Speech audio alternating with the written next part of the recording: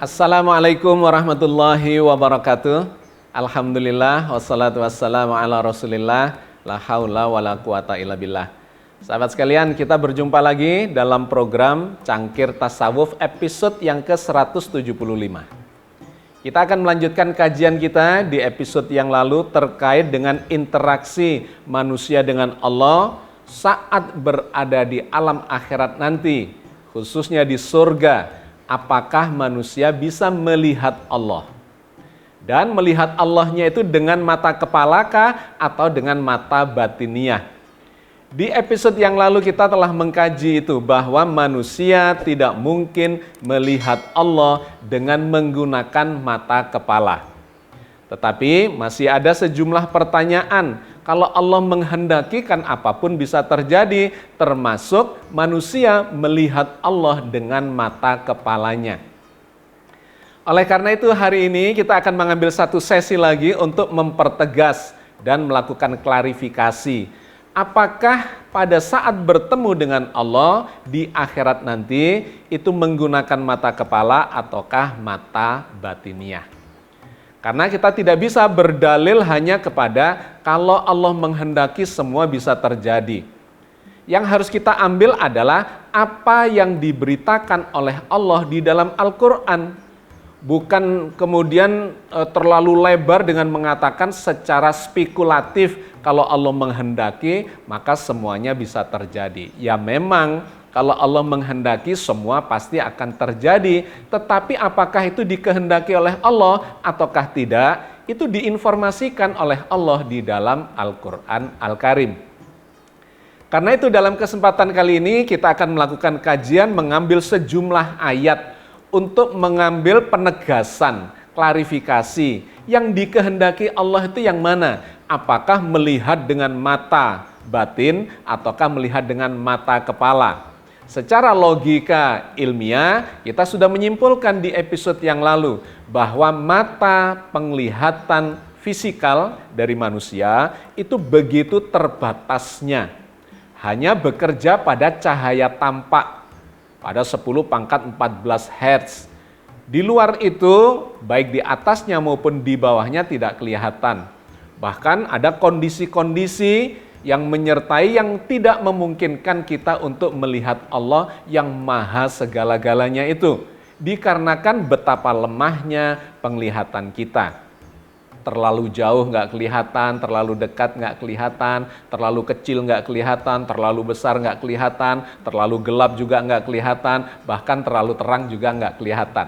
Ya, kita sudah menyimpulkan tentang itu secara logika ilmiahnya. Hari ini kita akan menambahkan dengan mengambil sejumlah ayat. Kajian berdasar pada ayat. Apa kesimpulan yang kita bisa ambil dari kajian ayat itu? Yang pertama, mari kita ambil ayat yang memberikan penegasan bahwa Allah itu pasti tidak bisa dijangkau oleh penglihatan mata kepala. Ayat ini diinformasikan oleh Allah di dalam surat Al-An'am ayat 103. La tudrikuhul absaru wa huwa yudrikul absar wa huwal latiful khabir. Dia Allah tidak dapat dicapai oleh penglihatan mata, sedangkan Dia dapat melihat segala yang kelihatan. Dan Dialah yang maha halus lagi maha mengetahui. Ayat ini memberikan penjelasan tentang Allah. Jadi secara bahasa, kalimatnya ini subjeknya adalah Allah. Allah tidak bisa dicapai dengan menggunakan penglihatan mata dan menggunakan istilah al-absar. Di mana al-absar itu menunjuk secara khusus mata kepala atau mata fisikal kita. Jadi subjeknya adalah Allah. Allah pasti ditegaskan oleh ayat ini tidak akan bisa dijangkau, dicapai oleh penglihatan mata. Tetapi sebaliknya Allah lah yang maha melihat itu, yang melihat kita semua, melihat penglihatan kita, dan melihat apapun makhluknya yang terlihat bahkan yang tidak terlihat. Ditambahkan lagi, dialah Allah yang maha halus, al-latiful khabir, dan maha mengetahui, maha teliti, maha melihat segala sesuatu yang kita tidak bisa melihatnya. Poin penting dari ayat ini adalah ayat ini berbicara dengan subjek Allah, bukan tentang yang lain-lain. Bahwa Allah tidak bisa dicapai, dijangkau oleh penglihatan mata manusia yang bersifat lahiriah. Ayat ini bersifat mutlak. Kenapa? Karena tidak digambarkan kondisinya, melainkan pokoknya Allah itu tidak bisa dicapai oleh penglihatan mata. Kapan itu? Kapanpun. Hari ini nggak bisa, kemarin nggak bisa, lusa, besok, bahkan kelak di akhirat juga tidak bisa. Karena itu menjadi sifat mutlak Allah. Kapanpun tidak bisa, dimanapun di dunia, di surga, ya, di akhirat juga tidak bisa. Karena memang subjeknya dengan sangat jelas menggambarkan Allah adalah zat yang tidak bisa dicapai oleh penglihatan mata. Maka istilahnya menggunakan kata al-absor. Nanti kita lihat di ayat-ayat yang berbeda bahwa kata al-absor itu memang khusus menjelaskan tentang penglihatan mata lahiriah. Kemudian yang kedua adalah surat Al-Qiyamah ayat 22 dan 23, di mana Al-Quran menginformasikan bahwa manusia yang beriman nanti berada di dalam surga, wajahnya berseri-seri. Kemudian digambarkan di sana, kepada Tuhannya lah mereka melihat. Ini yang sering kita temui di dalam berbagai terjemahan dan tafsir. Berdasar ayat ini, maka disimpulkanlah bahwa manusia akan bisa melihat Allah. Atau bahkan lebih jauh lagi, Allah akan bisa dilihat oleh manusia. Nah, ini perlu kita klarifikasi. Mari kita baca kembali ayatnya. Wujuhu yawma idzin nadhirah ila rabbiha nazirah. Wajah-wajah orang mukmin pada hari itu berseri-seri, kepada Rabb-nya lah mereka melihat. Berbeda dengan ayat yang pertama tadi yang menggambarkan subjeknya adalah Allah. Allah tidak bisa dilihat oleh penglihatan mata kapanpun dan dimanapun. Karena itulah maha besarnya, maha segala-galanya zat Allah itu. Tetapi ayat ini subjeknya bukan Allah. Subjeknya adalah manusia yang berada di surga nanti. Wujuhu yawma idzin nadhirah. Wajah mereka, orang-orang yang berada di dalam surga itu berseri-seri. Ila rabbiha nazirah. Kepada Tuhannya lah mereka melihat, menggunakan kata nazirah. Poin penting yang ingin saya sampaikan dengan ayat ini adalah ayat ini tidak bercerita bahwa Allah bisa dilihat dengan menggunakan mata. Tetapi yang diceritakan adalah orang-orang itu yang wajahnya berseri-seri melihat ke arah Allah. Apakah Allahnya terlihat atau tidak? Nah, itu tidak diceritakan oleh ayat ini. Maka kita tidak boleh menabrak pemahaman yang pertama yang digambarkan oleh surat Al-An'am ayat 103 tadi, bahwa Allah itu tidak bisa dilihat dengan menggunakan mata, terutama mata kepala yang dimaksudkan dengan al-absar itu. Karena itu istilah yang dipakai di dalam surat Kiamat ayat 22 dan 23 itu tidak menggunakan mata kepala, tidak menggunakan kata al-absar, melainkan menggunakan kata nadhara atau an-nadhar yang bermakna lebih dalam dari sekedar melihat dengan mata kepala. Oke, supaya lebih jelas, kita ambil ayat-ayat yang berbeda, di mana ayat-ayat itu menggunakan diksi, istilah yang berbeda-beda untuk melihat. Ada melihat dengan mata kepala, ada melihat dengan ilmu atau dengan akal, ya, atau melihat dengan mata batiniah. Nah, kita akan bisa melihat nuansanya atau merasakan nuansanya ketika membaca ayat-ayat yang berbeda. Misalnya ayat berikut ini. Allah berfirman di dalam surat Al-Hajj 46 tentang yang disebut mata kepala dan mata hati. Berikut ini firman Allah. Afalam yasiru fil ardi fatakuna lahum qulubun ya'qiluna biha au adhanun yasma'una biha fa innaha la ta'mal absaru walakin ta'mal qulubul lati fis sudur.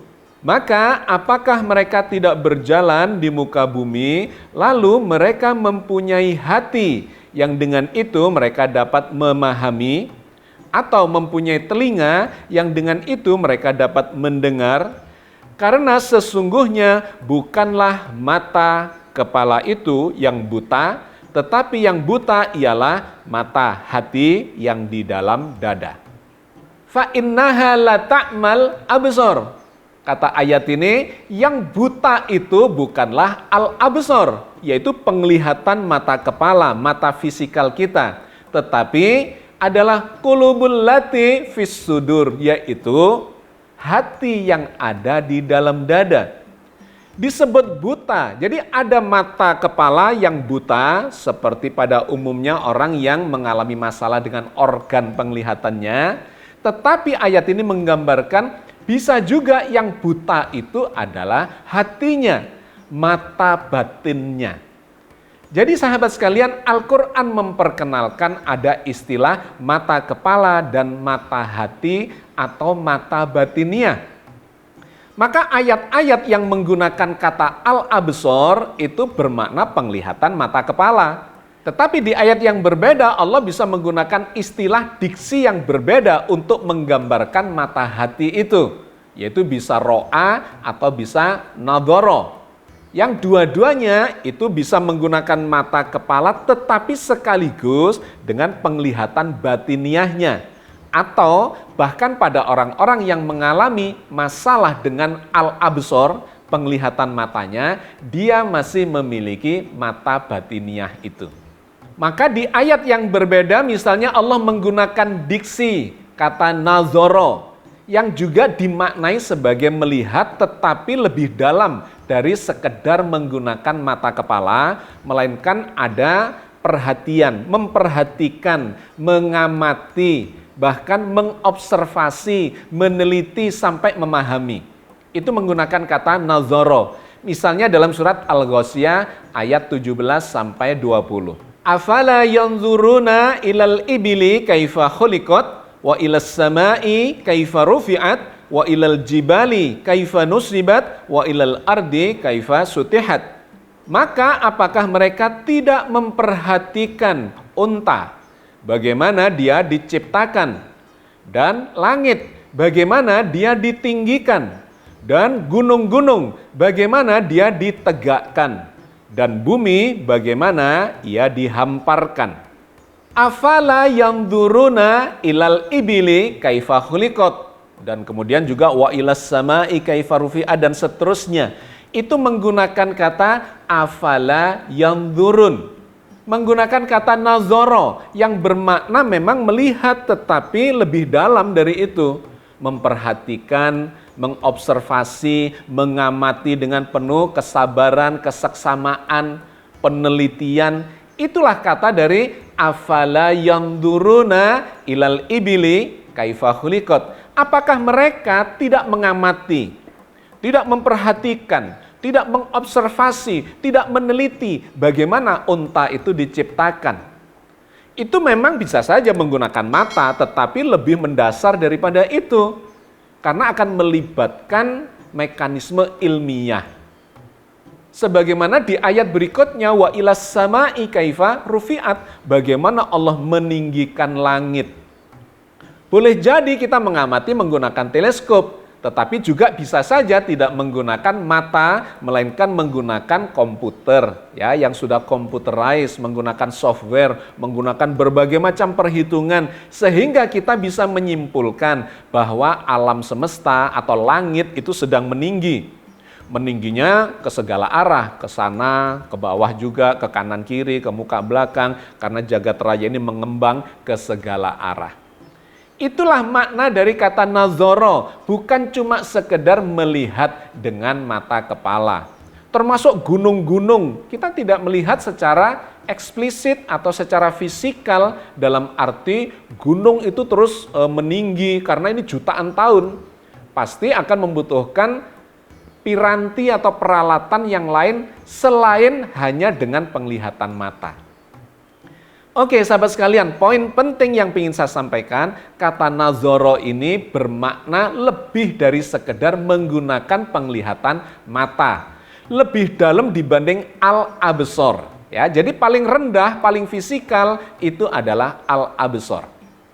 Tapi begitu menggunakan istilah nazoro, itu memiliki kedalaman makna yang lebih jauh terkait dengan penggunaan kefahaman atau akal, ya, menggunakan akal untuk memahami. Apalagi kemudian juga ada istilah lain yang menggunakan kata ro'a, yang juga diterjemahkan sebagai melihat, tetapi melihatnya itu lebih dalam lagi.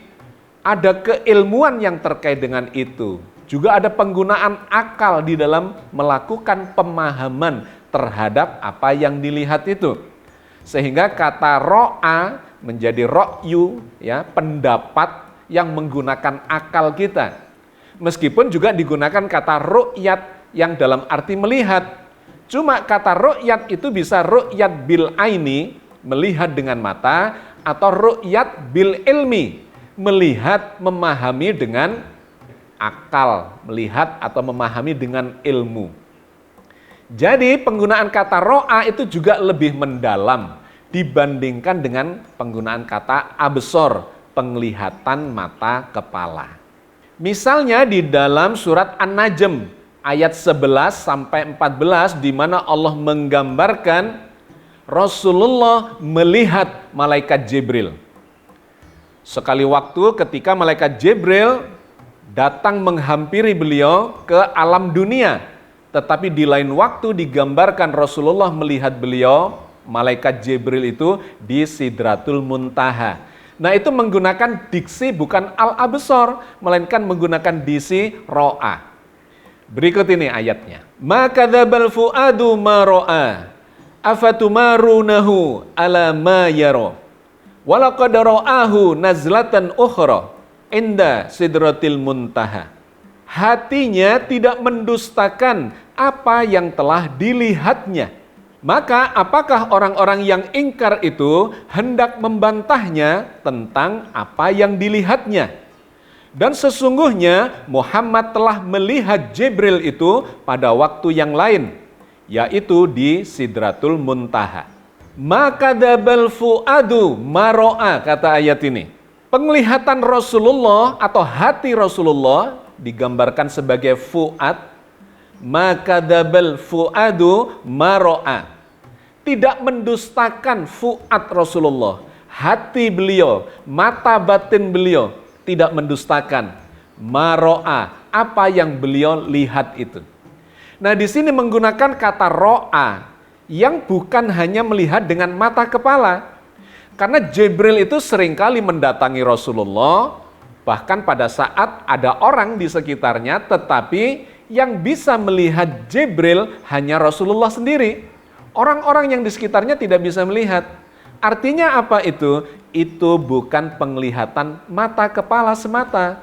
Dikarenakan kalau menggunakan penglihatan mata, pasti akan terlihat oleh orang-orang yang ada di sekitarnya juga.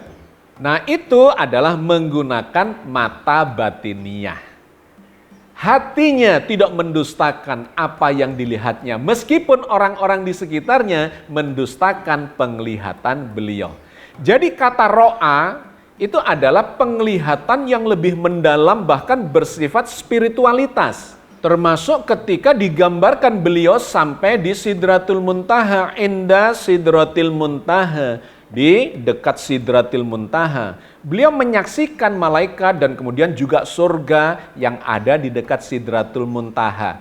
Itu jelas bukan hanya penglihatan mata absor, mata kepala yang sangat fisikal, melainkan lebih mendalam. Menggunakan akal atau batinnya sekaligus spiritualitasnya untuk melihat dan memahami apa yang tampak oleh beliau itu. Penggunaan diksi ro'a ini juga digunakan ketika Rasulullah melihat para malaikat yang bergitaran di sekitar ars, seperti digambarkan oleh surat Zumar ayat 75. Wa taral malaikata hafina min haulil arsy yusabbihuna bihamdi rabbihim wa qudiya bainahum bil haqqi wa qilal hamdu lillahi rabbil alamin. Dan kamu akan melihat malaikat-malaikat berlingkaran di sekitar arsy bertasbih sambil memuji Tuhannya, dan diberi putusan di antara hamba-hamba Allah dengan adil, dan diucapkan segala puji bagi Allah, Tuhan semesta alam. Jadi sahabat sekalian, pemahaman surat Al-Qiyamah ayat 22 dan 23 yang kita bahas sejak minggu lalu itu tidak bisa dimaknai bahwa Allah akan terlihat oleh mata. Itu berlawanan dengan firman Allah sendiri ketika bicara tentang subjek kalimatnya Allah. Itu sudah dipastikan bahwa Allah tidak bisa dijangkau oleh penglihatan mata. Tetapi orang yang berada di surga melihat ke arah Allah tanpa diberi gambaran apakah Allah terlihat oleh matanya. Apalagi diksi yang dipakai bukan al-absar, mata kepala, melainkan yang digunakan adalah nadhira, ila rabbiha nadhira. Kepada Tuhannya lah mereka melihat, di mana melihatnya itu bukan dengan mata kepala tetapi dengan mata batiniah. Itu pun tidak digambarkan atau tidak bisa disimpulkan bahwa Allah terlihat, karena subjek pembicaraannya atau yang menjadi pelaku dari kegiatan itu adalah manusianya, manusia yang melihat ke arah Allah. Jadi kalau kita misalnya kita melihat ke arah langit, apakah semua langit itu terlihat oleh kita? Tentu saja tidak. Sangat dibatasi oleh kemampuan daya penglihatan kita. Tapi poin pentingnya kita melihat ke arah langit. Nah, sama dengan ayat ini, melihat ke arah Allah. Tetapi Allah Maha Besar, tidak terjangkau oleh penglihatan mata. Namun demikian digambarkan orang-orang yang melihat ke arah Allah dengan penuh harapan untuk bertemu dengannya itu, dia merasakan kebahagiaan luar biasa, digambarkan wajahnya berseri-seri. Jadi yang dipastikan oleh Allah itu adalah pertemuan kita dengan Allah, iya. Tetapi juga dipastikan tidak melihat dengan mata al-absar, melainkan dengan nadhara atau ro'a, dengan mata batiniahnya itu. Nah, Allah menjelaskan tentang pertemuan itu dalam sejumlah ayat memang. Di antaranya adalah surat Ar-Ra'd ayat 2. Allahul ladzi rafa'as samawati bighairi 'amadin tarawnaha tsumma stawa 'alal arsy wa sakhkhara syamsa wal qamar kullu yajri li ajalin musamma yudabbirul amra yufassilul ayati la'allakum biliqa'i rabbikum tuqinun. Allah lah yang meninggikan langit tanpa tiang sebagaimana yang kamu lihat. Kemudian dia bersemayam di arsy dan menundukkan matahari dan bulan. Masing-masing beredar hingga waktu yang ditentukan. Allah mengatur segala urusan, menjelaskan tanda-tanda supaya kamu meyakini pertemuan dengan Tuhanmu. La'allakum biliqa'i rabbikum tuqinun. Agar kamu semuanya meyakini pertemuan dengan Tuhanmu. Jadi Allah sudah menjanjikan pasti orang-orang yang penuh dengan kebajikan, orang-orang yang beriman, yang bertakwa dan seterusnya, yang digambarkan Al-Quran orang-orang yang saleh, itu pasti akan bertemu dengan Allah. Tetapi pertemuannya itu jangan digambarkan sangat fisikal, kemudian bisa dilihat oleh mata, di mana mata itu memiliki keterbatasan dengan segala macam kelemahannya, sehingga kalau kita cara menafsirinya, memahaminya, Allah bisa dicapai oleh penglihatan mata. Satu, itu bertabrakan dengan firman Allah sendiri di dalam surat Al-An'am 103. Dan yang kedua, secara ilmiah, logika ilmiahnya juga nggak masuk akal. Karena sama saja dengan mengatakan bahwa Allah itu begitu kecilnya dan begitu lemahnya sehingga bisa dijangkau oleh penglihatan mata kita yang terbatas. Maka sebagai penutup dari kajian kita, saya kutipkan satu ayat yang menggambarkan bahwa orang-orang yang memiliki mata hati yang buta di dunia, maka dia juga akan mengalami kebutaan di alam akhirat. Tidak akan bisa melihat Allah dengan mata hatinya itu. Allah berfirman di dalam surat Al-Isra ayat 72. Wa man kana fi hadhihi a'ma fahuwa fil akhirati a'ma wa adallu sabila. Dan barang siapa yang buta hatinya di dunia ini, niscaya di akhirat nanti dia akan lebih buta dan lebih tersesat dari jalan yang benar. Dengan kata lain, penglihatan batiniah itulah sesungguhnya yang berperan. Baik pada saat di dunia itu harus kita asah supaya memiliki penglihatan batiniah yang baik, yang tajam. Karena itulah yang akan kita gunakan pada saat kita hidup di alam akhirat nanti dan ketika bertemu dengan Allah. Sahabat sekalian, saya kira kita cukupkan sampai di sini kajian kita menjadi tambahan informasi, penegas dan klarifikasi dari sejumlah pertanyaan yang masih menggantung mengikuti yang sudah kita bahas di episode yang lalu. Mudah-mudahan semakin jelas dan mudah-mudahan Allah senantiasa membimbing kita di atas jalan yang diridhoinya melalui firman-firman Allah yang selalu kita bahas sebagai rujukan untuk menguatkan keimanan kita terhadap agama ini. Billahi taufiq wal hidayah. Assalamualaikum warahmatullahi wabarakatuh.